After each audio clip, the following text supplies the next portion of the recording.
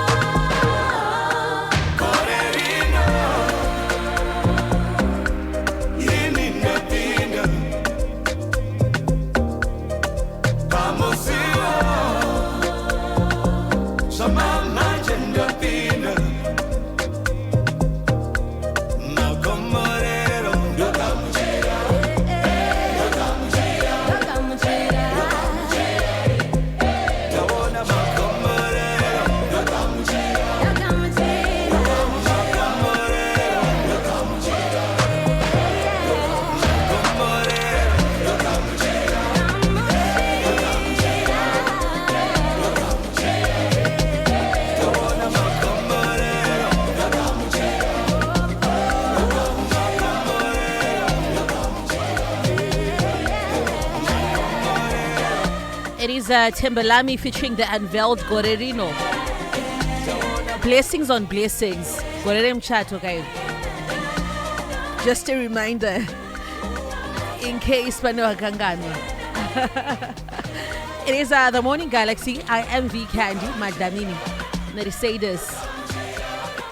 You're weighing in on our trending. We'll be playing your voice notes straight after this. Join us at the Farm to Market Arts Fest from the 18th to the 19th of May 2024 as we celebrate and showcase Zimbabwe's rich heritage, including food, diverse culture, arts and fashion at Old Hararian Sports Club, Milton Park in Harare. Here's a chance to meet farmers, food processors, retailers, great Zimbabwean cuisine chefs, our artists including Kilati, Freeman, Selma Mtukuzi, Felinandi, traditional performances and various businesses such as banks and other service providers within the food value chain. There will be loads of fun and entertainment for the whole family. You don't want to miss our guest of honor, Her Excellency, the First Lady of the Republic of Zimbabwe, Dr. Auxilium Mnangagwa. Tickets are available at selected Chicken Inn and Pizza Inn outlets at 70 ZiG for adults and 30 ZiG for kids. For more information, visit our social media platforms at ZTA Updates. Fun to market and The Morning Galaxy, right here on Star FM. It's sounding good all the time. You're weighing in on our trending today. It is the Morning Galaxy. Talking about a post. Why I was brought up by my maternal grandmother. I was never introduced to my father's side. And I've never met my father. But then now, ada kubvisoka mari kuti achitango wake musha zvikanzi azviita kuti urore until wabvisa chiredzwa.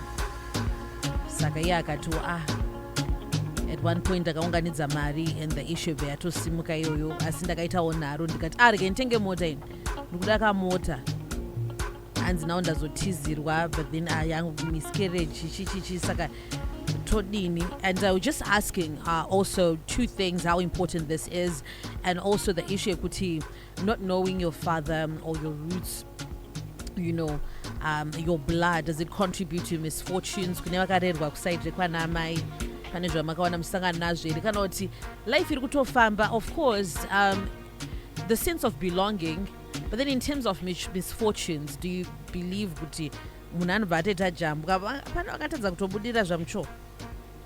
Inenge iri mhosva yemunhu here, tiudzei kuti zviri sei ipapo. Hanzi kana wakarerwa nambuya vakabereka mai vako kuti zvizongokufambirawo zvakanaka, unofanira kudzokera uchibvisa chiredzwa, unenge wawedzera makomborero muupenyu hwako. Okay. Hanzi imbori mariko after all mombo ye300 chete chitori chirango, cause hazvienderane nemari zose akaiswa namuchembere kusvika paari, ngaaite serious or else mhepo yacho ichadzamara yave cyclone ipaigogotunhwawo vachiri vapenyu. Alright. I think kana usina pekutotangira nothing affects you, but kana hama dziripo vachitoziva mutupo wako vanogona kuchuna mabhatani kuti amplify maproblem kuti ugobviswa chiredzwa and unotochibvisa. Okay, keep them coming, let's hear. Weekend nalewe chiredzwa apa chinongodiwa, chiredzwa chinongodiwa.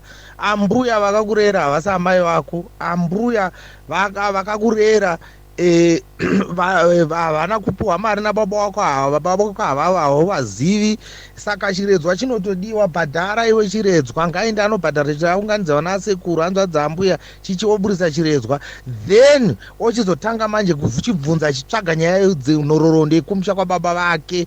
Anoiwana, is there, somebody knows baba vake, dzinza ravo is there, oenda futi onovapa mari, zvinhu zvodzikama. Chivanhu chiri tricky, chivanhu chiri tricky. This weekend, we were actually talking about it the other day in Shamwarzam. Why is it in our Shona African culture we've got so many curses but zero blessings? We've got so many terms and so many explanations and it nema names actually for curses but not blessings. Wakadai so unoita mnyama, wakadai so unoita mnyama, and it so many things. Unototya kuvhunza amai vako zvimwe zvinhu nokuti you're afraid of curses. Unotya kutoudza baba wako chokwadi nokuti you're afraid of curses. Handifunga kuti muchirungu mune makesi akawanda seanhu atema. And it yeah, fine, maybe ari kupiwa munyama, koiwo ambuya wacho vanyanyotadza chii kungoudzawo mwana kungomublessawo kuti ndakakurera, anditi I hope you have a successful life, and blessings will actually come from the child kuti right mandibatsira iye achavabatsirawo, but instead there are threats and cases that are put upon us, and those end up being generational. Saka mnyama une most black people, it's not things they did, zvinhu zvakasotadzwa nemaforefathers. Blacks should stop cursing each other and start blessing each other. I think I get where you're coming from, kuti sometimes of course pane zvinhu zvifana zvaitwa asi anobva azoactivata case ndiye ari kuexpecta kuti zviitike, saka obva atoti otospika jambo over the person, then it's carried over. So ngtionesani. Hi, Madlamini, Zirisi. What I understand is zvinhu zvakadai so hazviko kana zvisati zvaitika kwauri.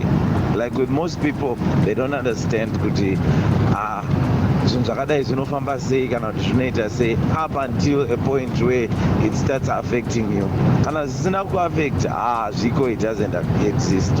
But pazvinotanga kuti wazonzi chino nechino, inini I have a personal experience nezvinhu zvakadai. So imagine having grown up with both parents, baba, mai, and then I knew my grandfather as well. Then some old man comes and sits the family down and says, "Ndauya kuzotora mhuri yangu." Apparently my grandmother had cheated before, and the baba zarwa mwana, and she hit nyaya yacho, and it became a mess. So as long as that zvaitika kwauri hazviko, asi kune vanotaura nezvazvo zviriko zvinoexist. Mbuya chikomba chambuya chakudhara ndo chanchakuya chakulima imi kazviri mudzimba umu, saka mukadini manje? Hai, weekend nalewe nyaya yamataura inyaya inonetsa mudzimba dzakati one day, right? Nyaya yechiredzwa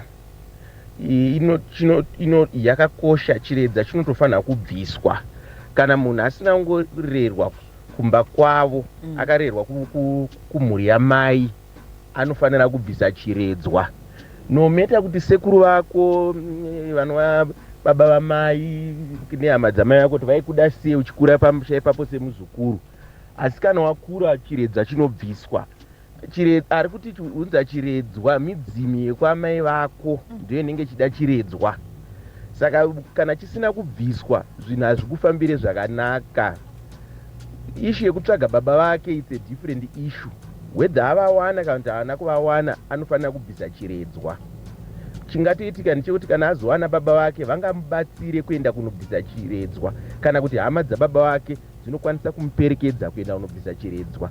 Ngaanobvisa chiredzwa icho kuti upenyu hwake husununguke, mudzime yekwamai yake irege kunyunyuta. Hakumbodiwi zvinhu zvakawanda, usually inenge ingori mombe netunhongwa tuviri oro tutatu. Thanks. Hanzi chiredzwa chinodiwa chinobviswa, asi kwete kuzosvika pakunzi haufaniri kuroora usina kubvisa.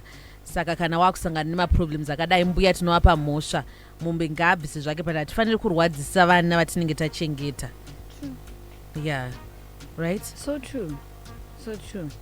But maybe it's just indini, but kazhinji I think it's my claims is no claim kuvana vanhu vabereki vasisipo, maybe vasisakwanise kudefenda vana vavo va vulnerable to and exposed to other relatives, I'm guessing.